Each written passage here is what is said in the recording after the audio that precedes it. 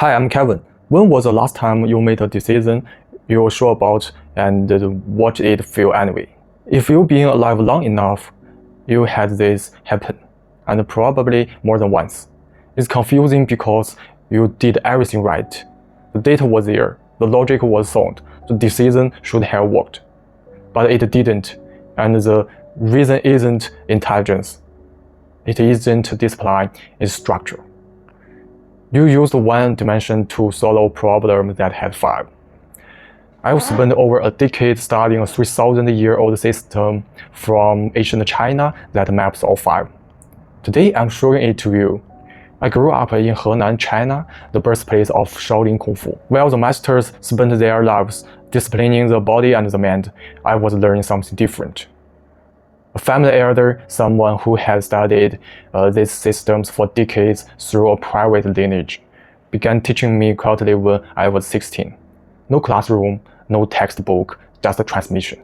She taught me BaZi, the Ching, Feng Shui, and face reading. As for the strategic philosophy of the art of war and Guizi, she told me to read them myself, figure them out myself. I studied finance and business management at university, then worked in banking and investment. On paper, the path made sense.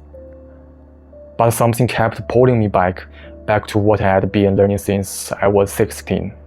At some point, the pulling became too strong to ignore. I left. Not because I had a plan, because I had a compass. My university had a motto, a Chinese and American institution built on one idea: integrate East and West, unite knowing and doing. At 20, I didn't fully understand it, but now I do. Because what I've spent years quietly studying is exactly that, taking ancient Chinese intelligence and making it genuinely useful for the decisions that shape modern life. Every culture on Earth has built something great. Indian philosophy, Greek logic, Stoicism, cognitive science, Japanese aesthetics. I'm not here to rank them. I'm here to share one specific body of work. 3,000 years of Chinese strategic intelligence.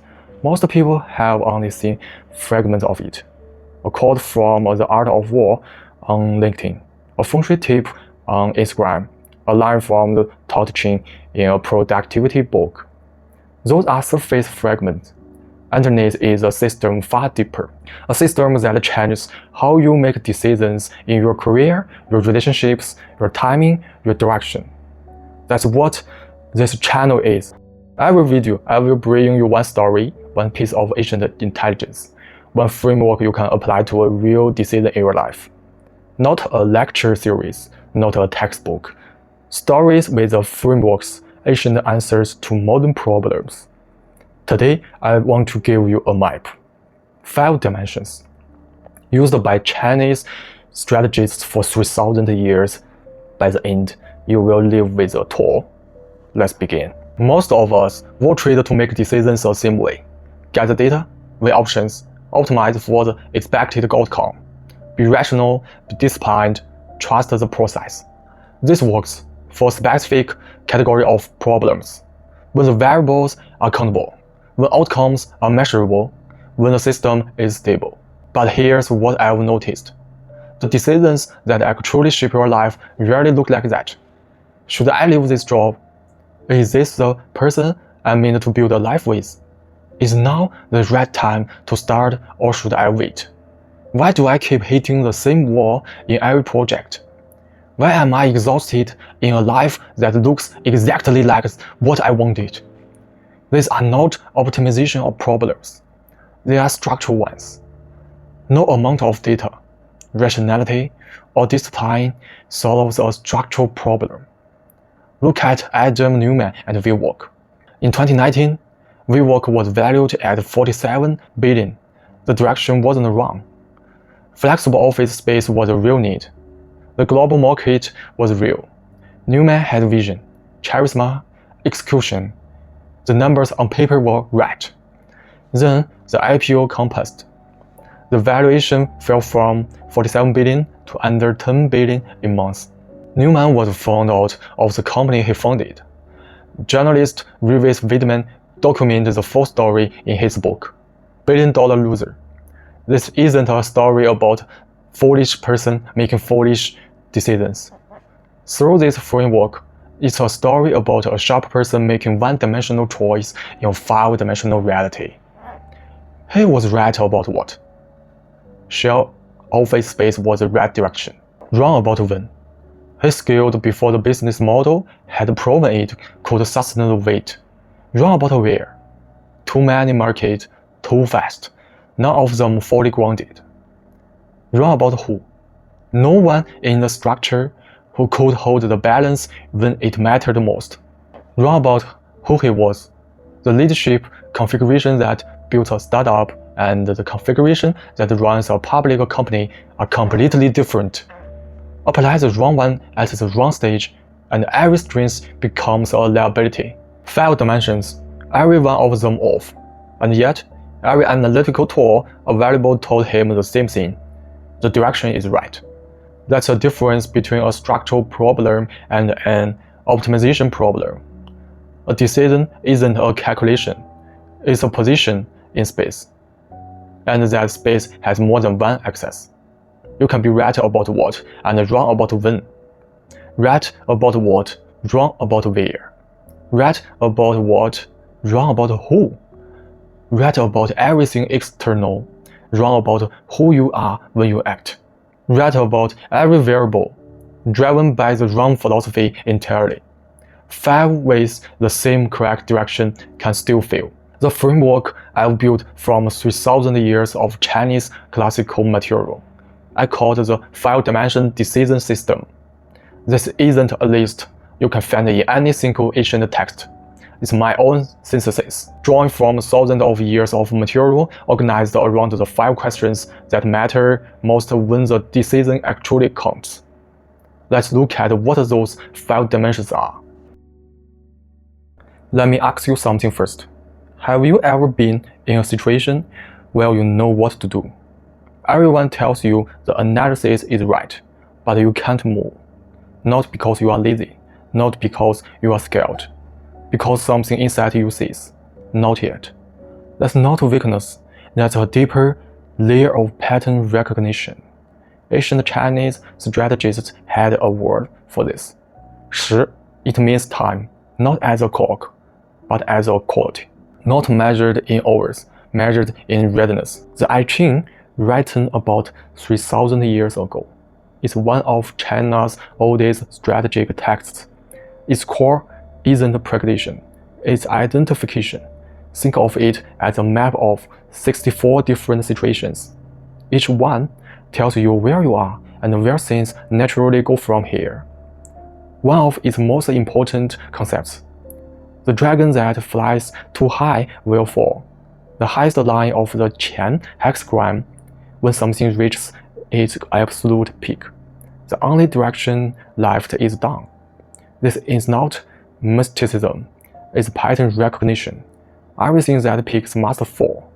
The only question is where you see it coming.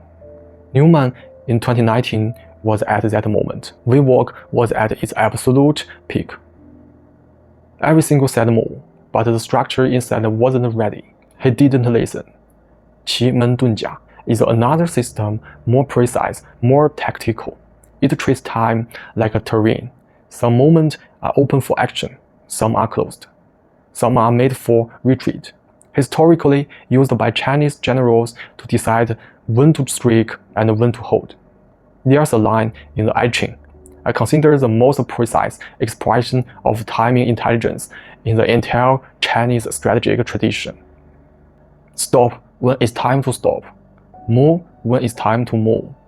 Let neither action nor stillness miss its moment. That's a path to clarity. What does the wrong timing feel like? You push harder and get less. The system resists you in ways you can't fully explain. Everyone tells you the analysis is right, but something in your body says not yet. It's not that you are not working hard enough. It's that you are doing the right thing in the wrong window. What this dimension looks like in your real life. If you're asking whether to leave your job, ask first, whether you are running from something or towards something. Decisions driven by escape usually fail. If you're asking whether to start something, ask whether you are in an expansion phase or a depletion phase. The same person starting the same thing in different windows can get completely different results. If you're asking whether a relationship should continue, ask what life stage each of you is in. Mismatched phase destroy more relationships than mismatched values. The timing dimension asks, what phase am I in right now? Is this a window for action or a window for waiting? Have you ever moved to a new city or a new work environment and suddenly found yourself different, clear, more energetic, making better decisions? That's not psychological, that's physical. The same person in different environments makes different decisions and produce different results. Feng Shui is an ancient Chinese discipline built entirely around this observation. Feng Shui traces back to Guopu's Book of Burial, written during the Eastern Jin dynasty. Its opening line: energy disperses when it meets wind. Energy stops when it meets water. The core idea is simple. Environment is not neutral. Where you are shapes who you become. You are not just standing in a space. The space is working on you. In Feng Shui, a powerful position has three things: mountain behind you, support, resource, backing, water in front, flow, opportunity, access, open facing, the direction you are exposed to the market. This isn't about horse, it's about where you place yourself. Silicon Valley isn't an accident. Stanford is the mountain. Venture capital is the water. Facing the global tech market is the orientation. The convergence of those three elements wasn't magic. It was geographic engineering. In Chinese history, capitals were never chosen randomly. Beijing sits with the Yanshan Mountains behind it, the North China Plain in front, and the Yongding River at its side. That wasn't coincidence. That was a calculated strategic position. What this dimension looks like in your real life. If you're asking whether to move to a new city, what's the mountain water structure of that city? Where is the resource flow going?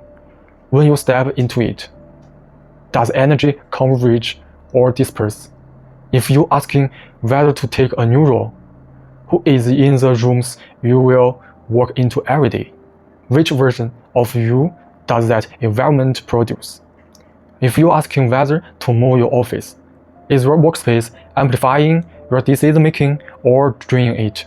One question is where you are right now making you bigger or smaller? Have you ever been around someone and become more clear, stronger, more yourself, and being around someone else and slowly become less, smaller, more tired, less certain? That's not a personality issue, that's a structural one. Ancient China had 4 tools built specifically for this. First, BaZi. BaZi reads a person's birth data, the year, month, day, and hour, and translate it into a set of elemental forces: wood, fire, earth, mental, water, that makes shapes how someone naturally operates, their strengths, how they respond under pressure, where their energy goes. A relationship isn't just about whether personalities click, it's about whether elemental structures complement or consume each other. When two people share the same dominant element, BaZi calls it 比劫, same energy meeting same energy. For most people, that's not addition, that's friction. Liu Bang and his 3 generals are the best historical example of complementary structure. Zhang Liang handled strategy. Xiao He handled operations. Han Xin handled execution. Liu Bang himself had his own core abilities: reading people, reading situations, making the decisive call, but he publicly acknowledged that in those 3 specific domains, each of those men was better than him. His gift was recognizing complementary structure and placing people where they could actually win. Two equally strong people often produce less than one. Two complementary people produce what neither could alone. Second, face reading. Classical Chinese face reading isn't fortune-telling. It's pattern recognition. The idea is simple. The way you think and feel over years, it shows up in your face. The forehead tells you how someone thinks strategically. The eyes show willpower, how much they can sustain. The nose bridge reveals how they relate to resource and opportunity. The jawline shows what they are made of under pressure. It's not a precise science, but it's a pattern library built from thousands of years of observation. Third, Zheng Guofan's as mirror. Zheng Guofan was one of the most important strategists of the late Qing dynasty. Using this system, he selected and developed some of the most consequential figures of his era, including Li Hongzhang. The opening line of the as mirror: a person's entire spirit lives in their eyes.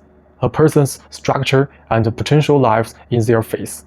Zheng mapped the reading of people across 7 dimensions: spirit and bone, hardness and softness, appearance, manner, bearing, voice, and complexion. In modern terms, the eyes at rest reveals willpower and character. Behavior under pressure reveals true character. The way someone speaks, pace, tone, structure reveals how they think. Face reading captures the static structure. The eyes mirror captures the dynamic expression. 2 toes, 1 still, 1 emotion. Fourth, 鬼谷子 open-close method. 鬼谷子 is one of the most enigmatic strategists in Chinese history. About 2,400 years ago, he trained Su Qin and Zhang Yi, 2 men who reshaped the entire varying state period. His core method, the open-close technique. Open to observe, close to confirm, open to see what someone actually reveals, close to test whether their honesty holds. In negotiations, in partnerships, in hearing, don't just watch what people say. Watch what they reveal under different kind of pressure. 4 tools, from static to dynamic, each one going deeper. BaZi tells you the elemental structure. Are they built to complement you or consume you? Face reading gives you the quick read on who someone is at rest. The as mirror shows you who they become under real conditions, and the open-close method lets you actively test. Create pressure and watch what surfaces. Does this person's structure complement mine or consume it?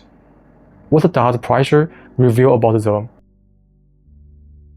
Have you ever been doing something and stopped midway with the feeling, this isn't me, not tired, not struggling, something deeper, like you are playing a character someone else wrote and the character doesn't fit?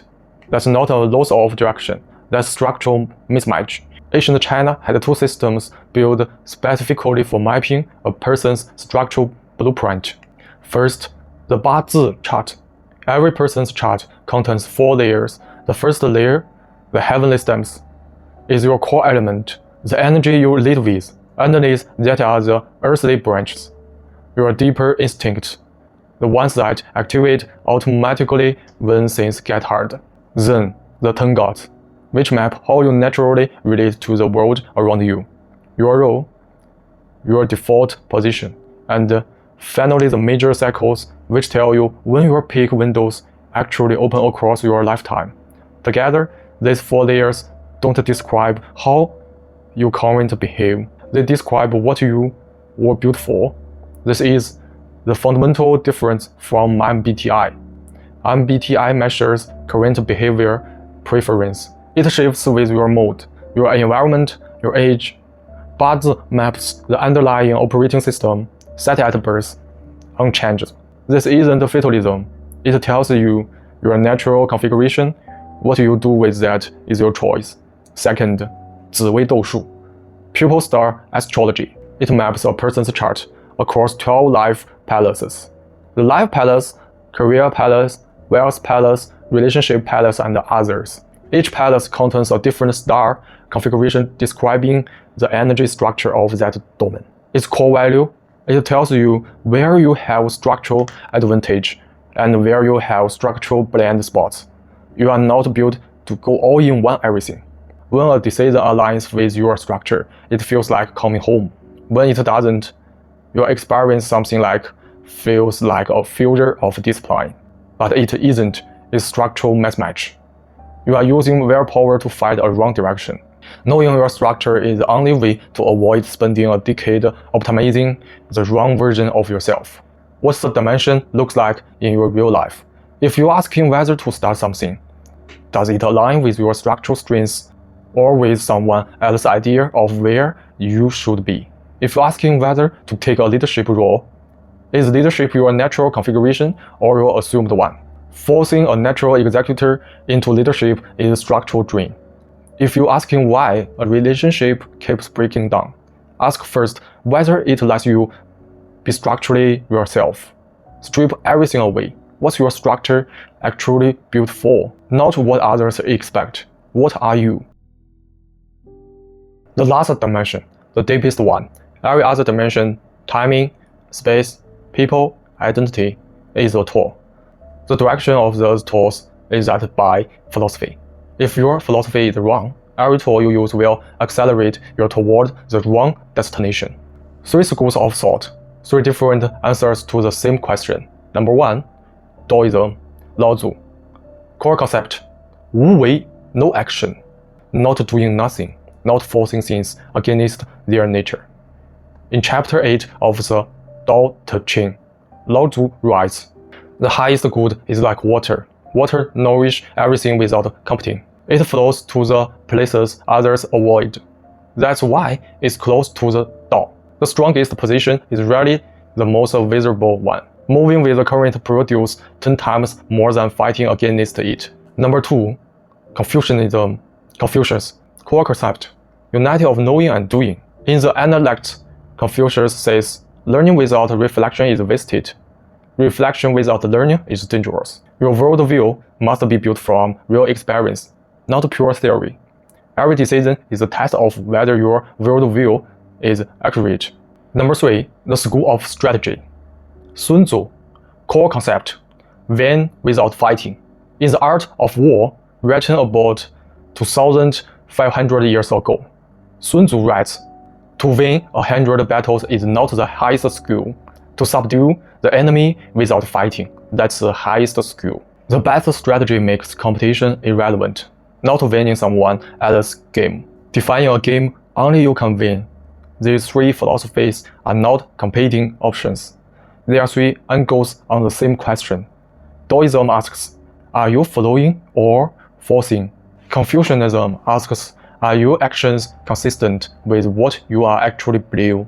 The school of strategy asks, are you playing a game worth winning? What this dimension looks like in your real life. If you are working hard every day, but feeling emptier, ask what you are actually optimizing for.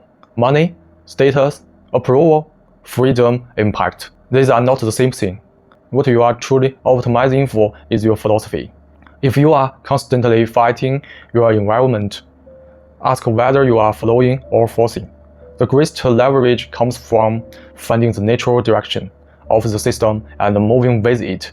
If your definition of success keeps shifting, ask whether you have a worldview that's actually yours. Without one, you will spend your life inside someone else. If you can't clearly answer why, you are not a decision moment.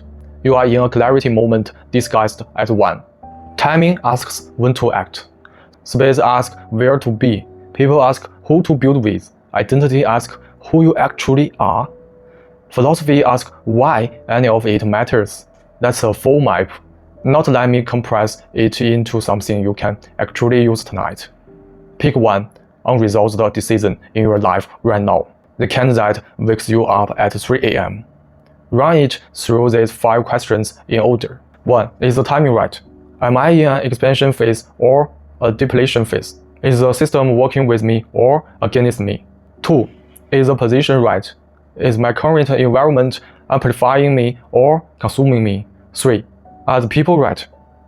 Do they complete my blind spots or share them? 4.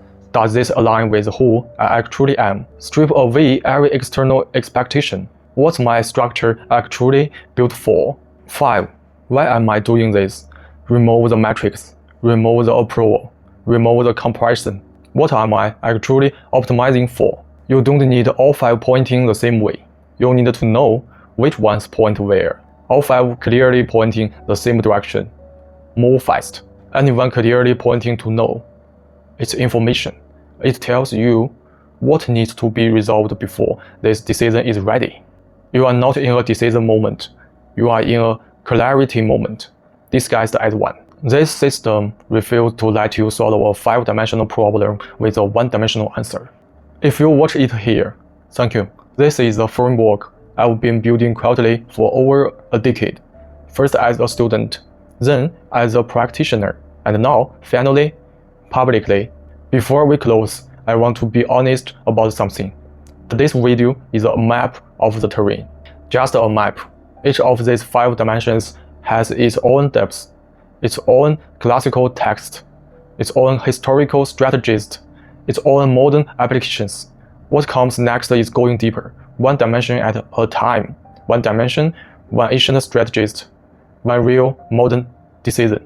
Not a lecture series, not a walkthrough of the Ching from page 1. Ancient answers to the problems you are actually dealing with right now. If you want to start with your own structural blueprint, the identity dimension, I built a tool called Decode. It uses your birth data to map you across 40 archetypal patterns from the BaZi tradition. This assessment is free. The full report is paid. Link in the description. If you think my video can help you something, please subscribe. Before we actually close, I want to leave you with one line, not mine, written about 3,000 years ago, during the Western Zhou period, by someone whose name we never know. In the I Ching, stop when it's time to stop, move when it's time to move.